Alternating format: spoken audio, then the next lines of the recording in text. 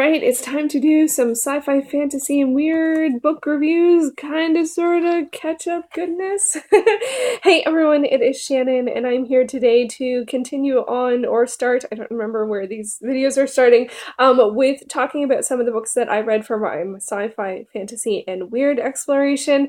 This is a project that I started back in 2016 when I recognized that although I feel like I love science fiction and fantasy, and I wanted to try out weird fiction, I noticed I wasn't reading these kinds of books. So me being the person I was, put together a list and then I started reading them.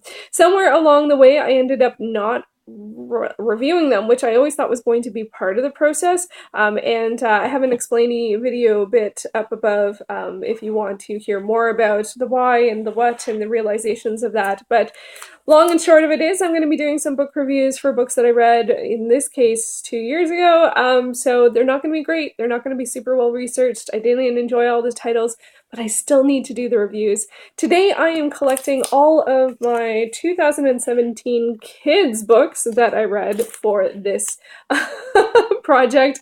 There's 3 titles. I have Through the Looking Glass, I have The Wonderful Wizard of Oz, and I also have Grimm's Fairy Tales. So let's get this party started with Through the Looking Glass, and this is by Lewis Carroll, and this is going to some other page.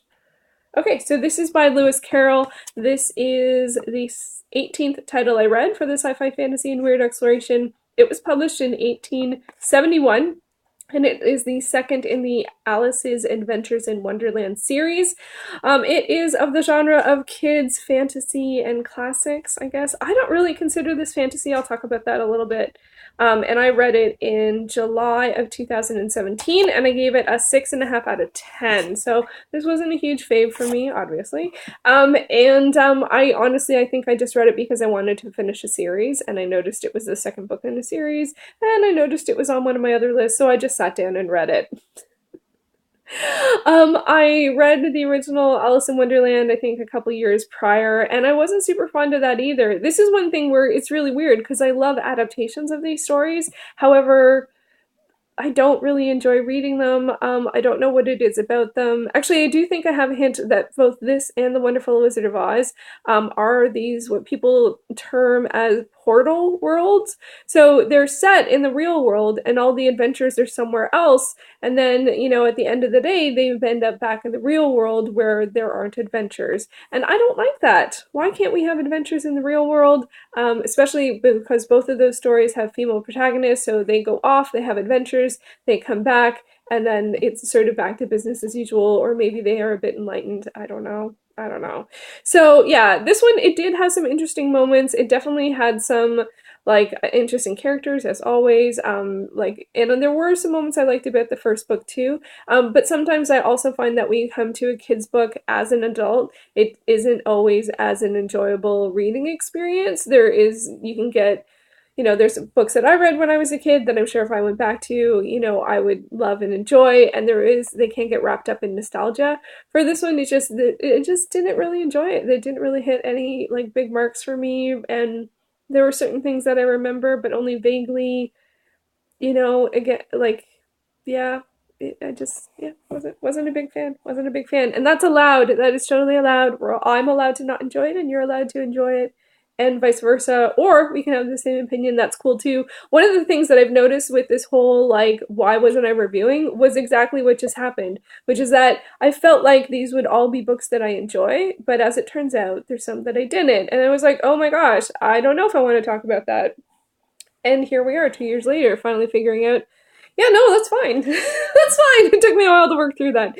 Let's go to the next title. So we have The Wonderful Wizard of Oz. This is by L. Frank Baum. This is the 21st title I read for the sci-fi, fantasy, and weird exploration. It was published in 1900 and is the first in the Oz series, which is 14 books long. Ah! It hits the same genres as Through the Looking Glass. It's fantasy, it's kids, it's classic. It is also a sort of portal world thing. I would actually feel like this one is most well known, though, for the film, which is something that I am way more familiar with than I am familiar with this text itself. I read this in September to October 2017, and I remember that specifically because I was visiting my brother at the time in California. I remember reading it, my public domain copy on my Kindle, like while I was like before going to sleep at the Airbnb. I think I ended up finishing it when I got home, or maybe while I was there. I can't remember. Anyway, so this is another one I didn't super enjoy. I did give this a 7 out of 10. Through the Looking Glass, I only gave a 6.5 out of 10, but this I gave a 7 out of 10. And one of the challenges so this one I feel like the story is very well known from the film. Dorothy and her dog Toto go to the land of Oz and they meet all of these people and have all of these adventures, and she tries to get back home, and like that is her main focus, and then she eventually gets back home. So I don't think that's a spoiler. I'm really sensitive to spoilers, but I really think people know the story. So the thing with this one is that I found that what I didn't enjoy about this one is that so many things and adventures happened to Dorothy or around Dorothy, but even though she was in this amazing, magical, and sometimes scary place, all she wanted to do was go home. All she wanted to do was go home. There was no interest or intrigue into what could happen. All she wanted to do was go home. You're in this fantasy world. And I get that. It's both of this and Alice. They're kid-ish, like they're young characters, and this is different and weird and but it made me sad that this was like, like a female protagonist in a fantastical environment, and all she wants to do is leave. So it didn't really work for me. I do feel like it was one where also a lot happened around her and to her, but not, other than her desire to go home, I didn't feel like there was lots of action taken by her. So it's weird because, yeah. So this one actually, I would have to say with this one, I didn't anticipate super enjoying. So at least there's that. I didn't have like high expectations. It was just like another one on the list to read. Same with Alice's Adventures or Through the Looking Glass. I didn't quite enjoy the first one. There is like some cool. I would say that one has more interesting fantastical stuff going on than Wizard of Oz. But that's okay. And I loved the movie, The Wizard of Oz. Love it, love it, love it, love it, love it. It's one of the best movies ever, and I will stand by that. So next up we have Grimm's Fairy Tales. And I don't know if the title on my list is exactly this edition. Probably not, because this one I got later. So this is a folio edition, illustrated by Arthur Rackham. And but I have from the list Childhood and Household Tales by Jacob and Wilhelm Grimm. This is the 17th title that I finished for the Sci-Fi Fantasy and Weird Exploration, published in 1812. This is obviously published later.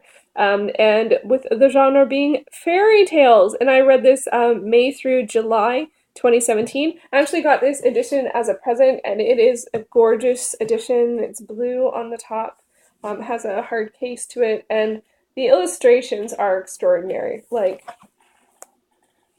absolutely extraordinary. Whether it's a drawing or it's a color plate, they're very I just love them. I love them. This one's from Rumpelstiltskin. You can see that's her braid and a witch crawling up the wall. What else do we got here? Like, it's so beautiful. Now, this book did have some challenges just because it is the sheer size of it, and oh my gosh, like seriously. That one was... They found the princess still on the rock, but the dragon was asleep with his head on her lap. Delightful. And that is from The Four Clever Brothers.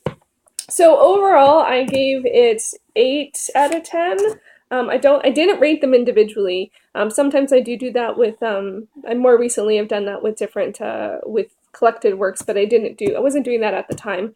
This did have its challenges because this is heavy. So I had to read it at a desk. I couldn't read it holding it like this. It was just too much.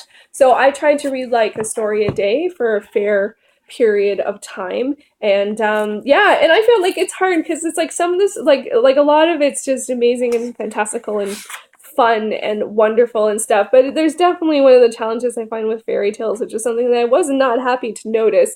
And I noticed this with kids' books too, is often they are a morality tale. They are telling you something, this is how you should live, these are the things that you should not do, and they're trying to scare you into good habits or some such thing. And I did feel like that happened a fair amount here. There's a lot of people getting kidnapped and needing to be rescued or just getting kidnapped, full stop. There also are a lot of very familiar stories, like the origin stories, I guess, of tales like Red Riding Hood.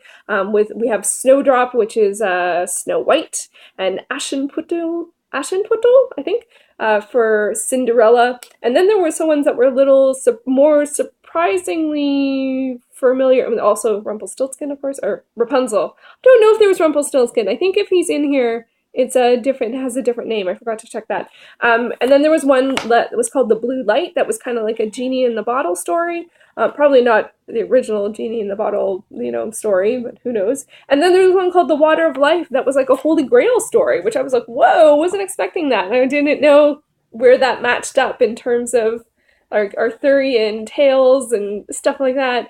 Or maybe it's just as two stories with the same theme. So, and I definitely had some favorites. The Bremen town musicians I said was a fave. And then I said the Seven Ravens was the best. And I loved The Lady and the Lion. And then I put for the 12 Huntsmen, I said it was almost cool because the Huntsmen were maidens. But the little present was messed up and the salad was shocking because actually I read more about the salad, what I was thinking, and there was lots of, I don't know, there was this giant that had salad that he fed to people, and I can't remember, it transformed them or not, and then, but he had this whole thing of like, okay, go beat your wife one time and make her eat one salad, and go beat your daughter 3 times and have her eat one salad. It's just like, no to all of that. So there was lots of shocking things like that were mixed throughout. And yeah, so I don't know, it was a bit of a mixed bag in terms of that kind of thing. It is harder when it's an older text. And these are stories that get told and retold and reinterpreted and stuff. But I always like to go to the source, and so that is always a goal for me with stuff like that. And it was really nice to do that. There was definitely lots of adventurous spirit, but then there was also lots of kidnapping or having to go far away or someone coming in and just wreaking havoc. There was lots of, and I put another one with deception and hijinks was one of my notes on one of the stories. So it was fun. I'm glad that I read it. It's definitely a book that I would go back and reread, and I think I might like pick and choose like the ones that I read before that, see, like even just, like it's so beautiful.